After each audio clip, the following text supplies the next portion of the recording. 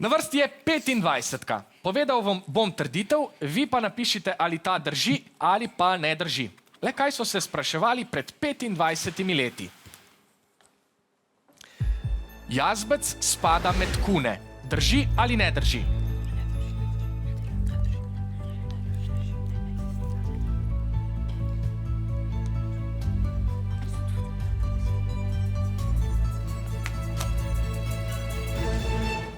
Poglejmo vaše odgovore. A obe ekipi menita, da to ne drži. Žal ste se tokrat zmotili. Jazbec spada med kune.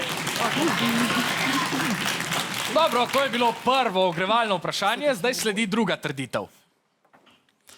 Donava teče skozi dve glavni mesti naših sosednjih držav. Drži ali ne drži?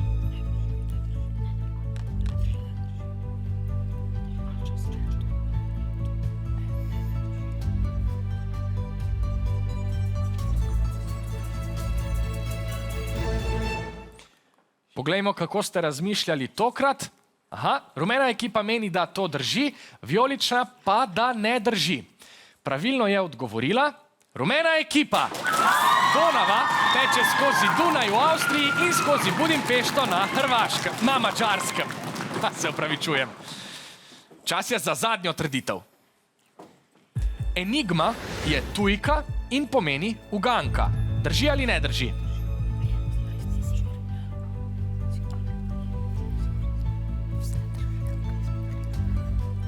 Kaj je enigma? Bomo videli, če je to za vas bila ta trditev. Poglejmo odgovore. Obe ekipi menite, da je enigma uganka, torej ta trditev za vas ni bila, sicer pa je enigma res uganka. Bravo!